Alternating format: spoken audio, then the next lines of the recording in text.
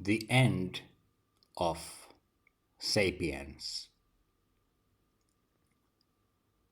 We, as humans, like to think of ourselves as intelligent.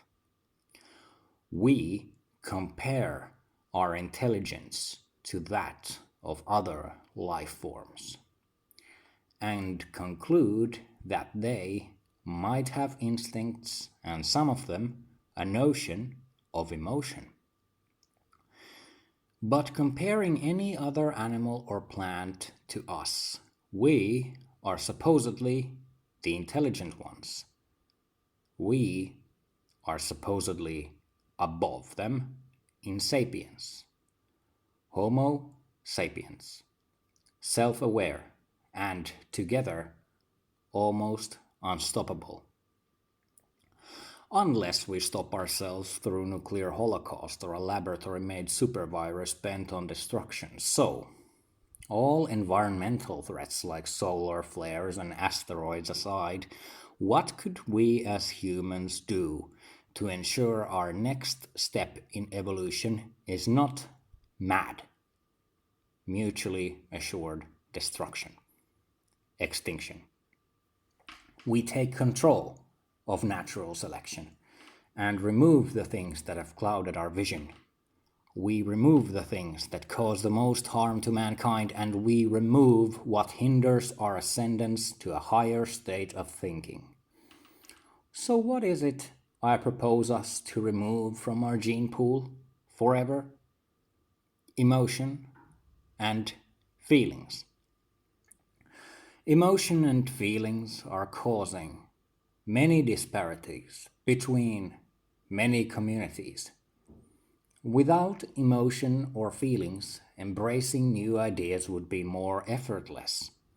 Hate, love, joy, sorrow, fear, courage, all of these have been immensely useful for the survival of our species while we lived in caves and relied on a small community and exceedingly limited resources. It would be ridiculous to claim that we are at the same stage mentally as we were in those caves, painting hands and animals on a rocky wall. We have discovered so many things about reality that our very existence has changed dramatically and drastically from those times. In a way, though, I am still a caveman, sitting in a cave, painting my hand on a rocky wall, and describing my surroundings in the way I see things.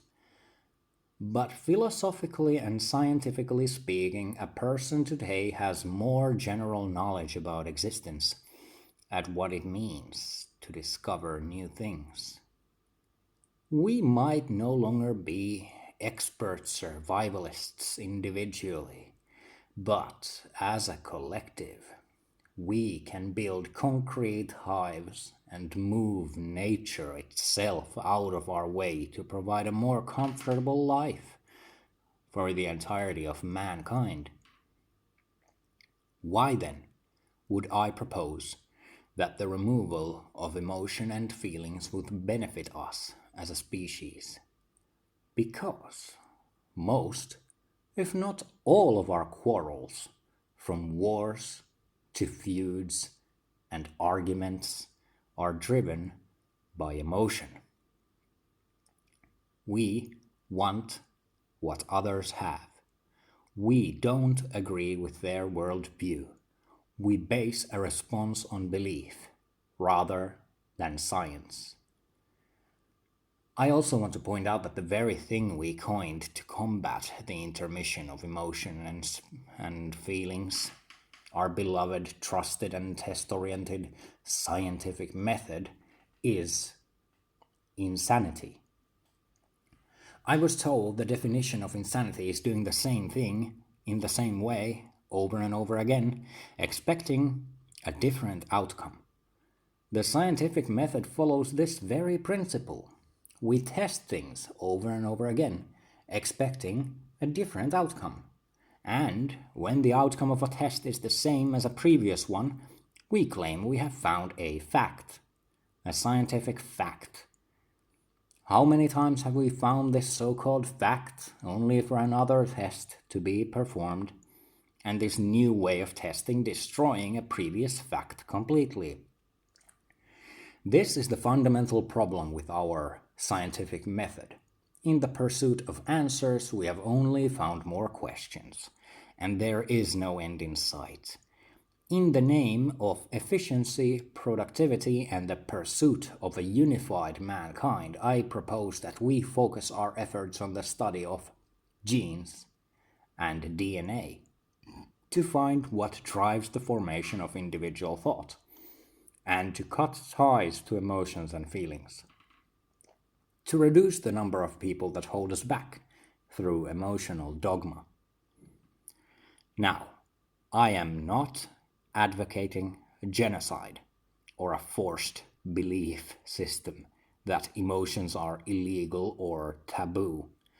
I am advocating an intervention to evolution.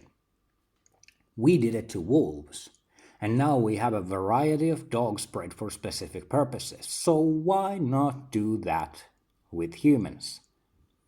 What benefit does a feeling or an emotion have when we, as a species, should try to find common ground as soon as possible before we annihilate each other in an effort to prove something?